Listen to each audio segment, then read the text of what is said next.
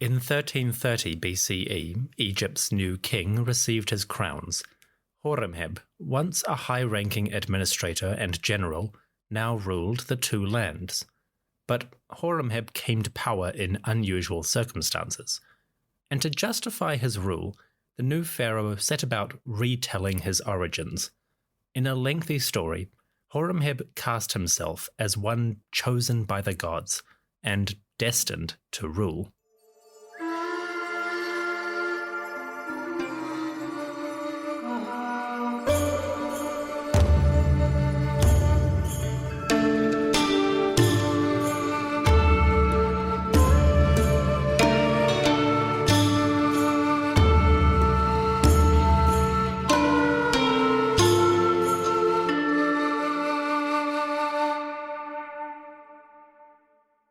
Hello, and welcome back to the History of Egypt podcast, episode 162, The Chosen One.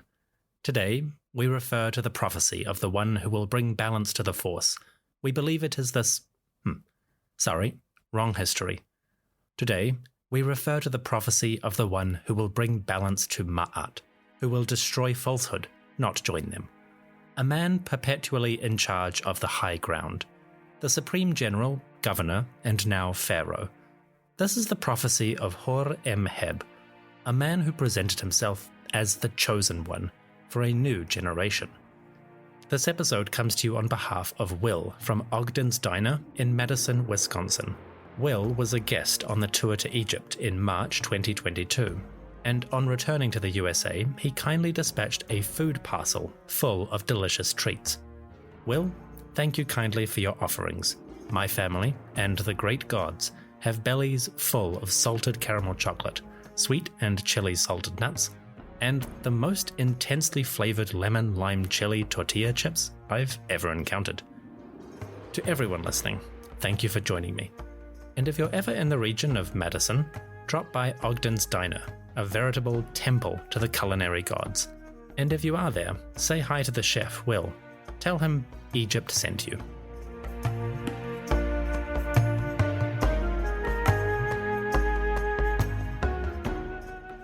The year was 1330 BCE, roughly speaking, and Egypt had a new pharaoh.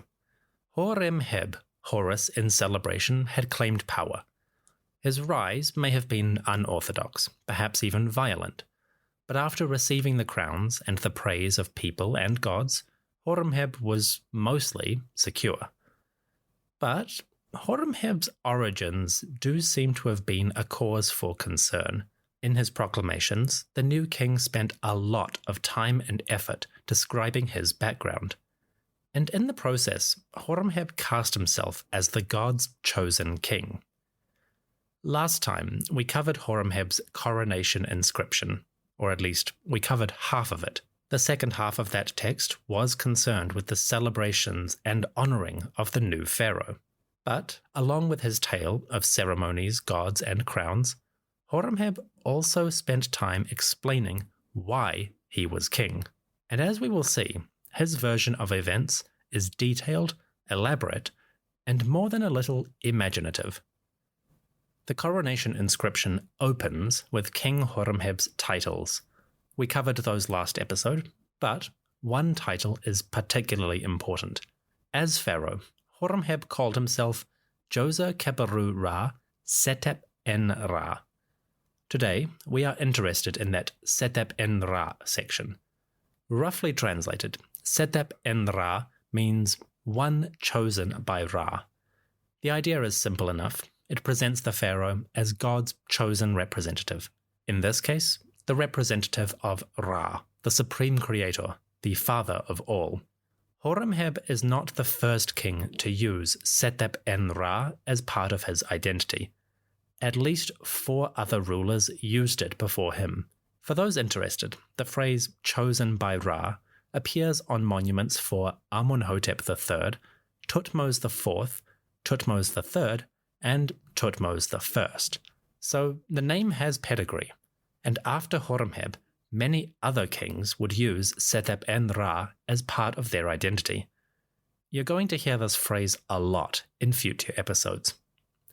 The point is, Horemheb presented himself first and foremost as a king chosen by the gods. It was not a new idea, but Horemheb took the concept and ran with it, and he used the title in some rather unusual ways. So as the coronation inscription begins with the king's official names, the audience knew right away who this man was, a king chosen by the gods. Following those titles, Horemheb begins his story. And like many stories, he begins in childhood, literally. The coronation inscription opens with a description of Horemheb's birth. Here, our tale begins. Quote, "He, Horemheb, emerged from the womb, clothed in splendor. The complexion of a god was upon him, and his name. And people bent the arm to him when he was a child. The great ones and the small ones, that is, the elites and the commoners, kissed the ground before him. Offerings and supplies were given to him, even though he was a child who did not understand." End quote. The Stela does not waste any time. Horemheb sets out his version of events, and he does so in grand fashion. According to the king, his first appearance was like a deity coming to earth. From the very beginning, he was a prince, the gods' heir to power. And the gods not only favored Horemheb, they guided him. In the next portion, the great lord Horus comes forth to care for his chosen boy. And over many years, Horus would protect Horemheb as he grew up. Quote, "His father Horus placed himself behind Horemheb. The one who created him was making his protection. One generation passed and another arrived, and his father Horus kept him safe. For Horus knew the day on which he would retire to give Horemheb his kingship. So this god distinguished his son in the sight of everybody, for he desired to widen his stride until the day of receiving his office." End quote. Here, we get a condensed history of the entire Amarna period. In case you missed that, Horemheb mentions how one generation passed and another arrived. Basically, he skips 20 to 30 years of history. Fair enough, maybe his youthful days were uneventful. What mattered is that Horus, the great god of kingship, was looking out for him, protecting him, and preparing him for the inevitable day when he would rule. Already, the Stela is quite clear. The gods have chosen Horemheb as the leader. They want him to be king in the future, and in his early life, they were simply waiting for the right moment. The next portion covers Horemheb's career, specifically the years of power under King Tutankhamun. Once Horemheb appeared on the political stage, everyone recognized his excellence, and the king himself made Horemheb great. Quote, "Horus caused Horemheb to be greater than any other of his time. The king's heart was satisfied with his dealings and rejoiced at the sight of him. The king made Horemheb the chief spokesman of the entire land, so that he could secure the laws of the two banks.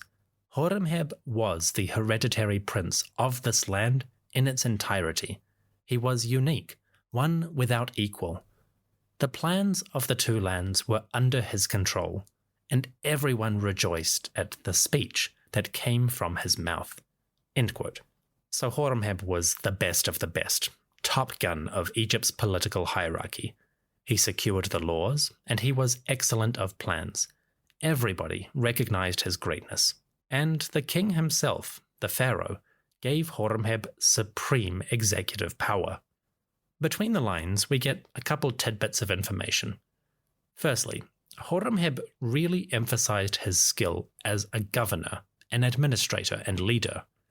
Constructing his backstory, the new pharaoh favored an image of wisdom and learning.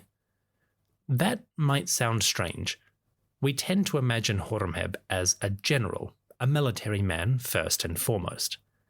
Well, yes, Horemheb was involved with the army, but when it came to his biography, describing his abilities and skills, Horemheb favored different elements. In his non-royal monuments, Horemheb really emphasized the ideas of learning and wisdom. He generally presented himself as a bureaucrat, much more than a commander. There are social and cultural reasons for that, and I'll get into those another time. But long story short, Horemheb may have been a general, but he was also an administrator.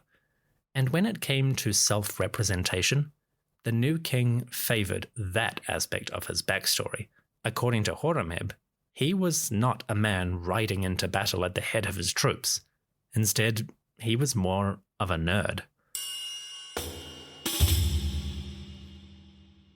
This image of learning, skill, and wisdom leads into my favorite part of the text. Having set up his childhood and early career, Horemheb now doubles down on the whole divine patronage, favored of the gods idea. As a learned man, wise and effective in council, Horemheb was building an image of himself as the avatar of a god. Quote, "All of Horemheb's plans were like the stride of the ibis bird. His utterances, or speeches, were the very model of the Lord of Hesret. He was rejoicing in Ma'at, like the beaky one. Horemheb's plans trod upon the path of Ma'at. It is Ma'at who will protect Horemheb on earth for the duration of eternity." End quote. Horemheb billed himself as a wise counselor, an effective advisor. In other words, he claimed the attributes and skills of Jehuti, aka the god Thoth. Jehuti, the lord of wisdom, the ibis bird, the beaky one, as in he had a long beak when he appeared as a bird, was the advisor to the gods. Jehuti was the master of learning and knowledge. And apparently, Horemheb rather liked Thoth. He invoked him repeatedly in his non-royal and royal career. I will dive into that properly another time, but again, Horemheb presented himself as kind of Thoth on earth. He was the great advisor and counselor for the king. This was part of his resume, his recommendation for rule. Horemheb was learned, he was skillful, and he was wise. And he would follow the traditional path, the path of Ma'at, of order and justice. So, in this section, Horemheb adds to his earlier credentials. Not only was he favored by Horus, but in life he gained the skills and attributes of Thoth. He was a leader, a natural king, and he was also wise. Not a bad start, as far as biographies go. Following this talk of Jehuti, Thoth, Horemheb returns to his administrative authority. He doubles down on the idea that the king, probably Tutankhamun, made him the supreme leader of the country. Quote, "Horemheb acted as the deputy of the two lands for a span of many years. The taxes of the two lands and the deliveries of Upper and Lower Egypt were reported to him, and the councils came to him, bowing at the gate of the king's house. The chiefs of the 9 bows, south and north, appealed to him. Their arms were outspread at his approach. They did reverence to his face, as if to a god. All that could be done was done only under his command, and his tread, his splendor, was great in the sight of everyone. On Horemheb's behalf, people requested prosperity and health from the gods, and they were saying, 'Surely Horemheb is the father of the 2 riverbanks, with the excellent wisdom that the gods gave.'" End quote. Horemheb was the supreme leader, commander of government, administrator of Egypt's business. He managed affairs at home and also abroad. Even the foreigners, the 9 bows or traditional enemies of Egypt, came to beg his mercy. Put it all together, we have an image of one mighty official. The big question is any of that true? This part of the text is interesting because we can fact-check some of it. You see, Horemheb's other monuments, like his tomb at Saqqara, record his titles and show images of Horemheb at work. Surprisingly, some of those records do match with the things that Horemheb says here. For example, when Horemheb says, "foreigners came to petition him," we can back that up. In the tomb at Saqqara, a large mural shows Horemheb receiving foreigners who come before the throne of Tutankhamun. Also, the various titles that he left in the tomb line up with some of the things that he says in this inscription. So when Horemheb talks about governing the two lands, receiving the taxes, and all that jazz, there may be a lot of truth to that. Overall, this part of the text does not exaggerate too much. If Horemheb's tomb provides a roughly accurate image of his career, it seems he did have this power. So Horemheb's backstory sort of mixes reality and some loosely interpreted things. His tale of being guided by Horus and becoming like Thoth. You could give him the benefit of the doubt and say he believed in those ideas. And at the same time, parts of this text do seem to reflect genuine powers and authorities that Horemheb had under Tutankhamun.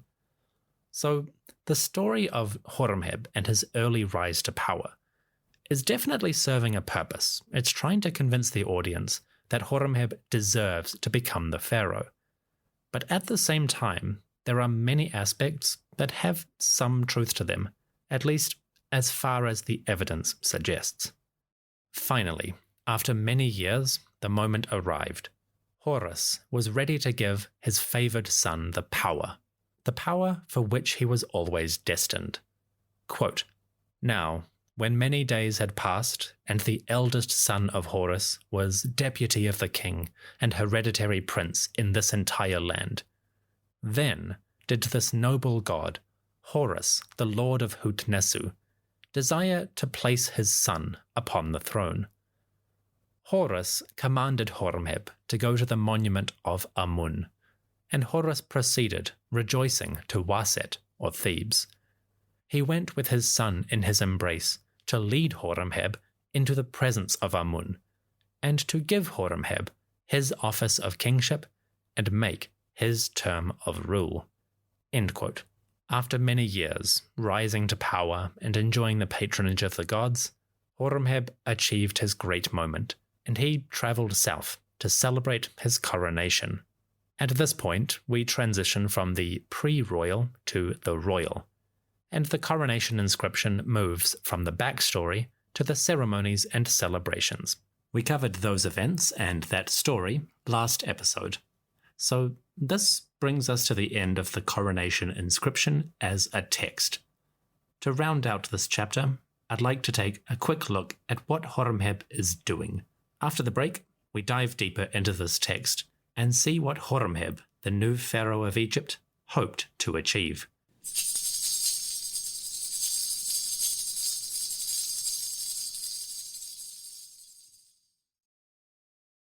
Horemheb was born favoured by the gods. They moulded him, guided him, and gave him a special destiny.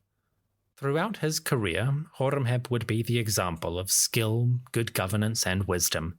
He would stride the world like a colossus, bringing peace, justice, and security to his two lands. Horemheb would banish the forces of disorder. He was prophesied to bring balance to the Nile. Horemheb's backstory is a curious affair. On the one hand, it describes events or responsibilities that were genuinely part of Horemheb's career. On the other hand, the text is packed with revisions and exaggerations of the past. Horemheb had a purpose, and he pursued that goal doggedly. That being said, even the propaganda has a precedent. Horemheb's rise to power may have been slightly unusual, but it wasn't unique. And the way he crafted his story does follow certain trends.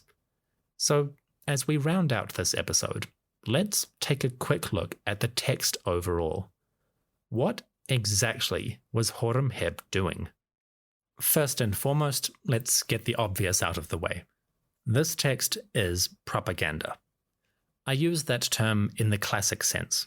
It is media, visual or written, that is used to promote a certain point of view and convince the audience of that view. In this sense, Horemheb's coronation inscription is genuine historical propaganda. He is trying to convince you that he deserves to be king, that his regime is legitimate. If there is one thing to take away from this text, it is that Horemheb published a lengthy description of his childhood, career, and coronation, not for fun, but because he wanted to establish his legitimacy as the new king of Egypt. The man came to power in difficult circumstances, and if there was any doubt about his authority, that would make Horemheb's reign far more difficult. With that in mind, the coronation inscription is, first and foremost, trying to establish legitimacy. So that's the main goal. But how exactly does Horemheb do that? The king uses several tricks to make his coronation more palatable. The first was that whole chosen one motif.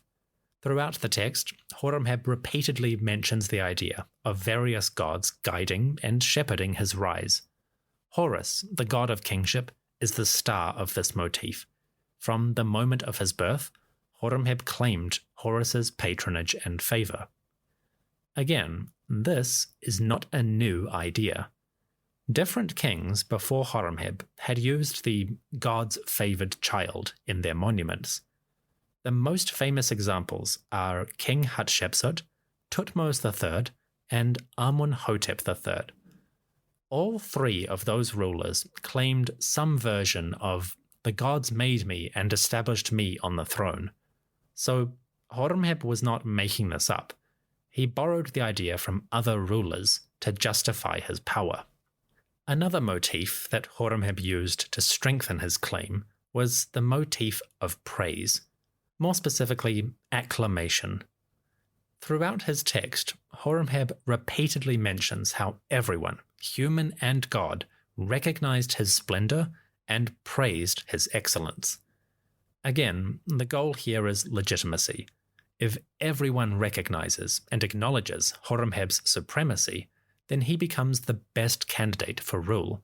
The idea builds throughout the text until Horemheb appears as king, and everyone, humans and gods, shouts praises for his rule. From start to finish, Horemheb's coronation inscription has an underlying emphasis on acclamation, praise from humans and deities that gives Horemheb legitimacy. Finally, there could be a mythological element to all this. Throughout the text, Horemheb invokes different gods as his patrons, and he identifies with certain deities. The main one, as I said, is Horus, but we also get references to Jehuti, or Thoth, and Ma'at. On the surface, these deities have a clear function. Horus is the lord of kingship, so his patronage guides Horemheb to the throne. Jehuti, Thoth, is master of wisdom and knowledge, and Horemheb emphasized those attributes in his career.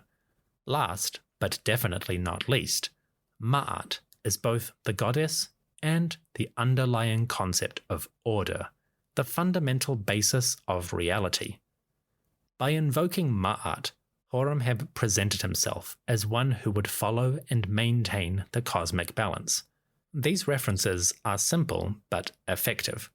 They establish Horemheb as a ruler who is legitimate through the patronage of Horus, wise through the example of Thoth, and traditional. He will follow the path of Ma'at. As far as holy trinities go, that is an excellent one to follow. So Horemheb uses divine patronage, repeated praise, and mythological references to establish his claim. These are the three major tools that Horemheb uses. They're not the only tools, but the others are slightly more intense and academic. If you would like to learn more, I recommend a specific work. In 2018, a scholar named Karen Maggie Bryson completed her PhD with a study titled The Reign of Horemheb. As you can imagine, this work was a godsend for someone like me. Dr. Bryson covers many aspects of Horemheb's rule in far greater detail and with far more insight than I could ever imagine. If you are interested in an up-to-date study of this period, I do recommend her work. Dr. Bryson's thesis is available in open access from the Johns Hopkins University website. I have put a link in the episode description, but if you search for Bryson, Reign of Horemheb, you should find it quite easily. I highly recommend this work.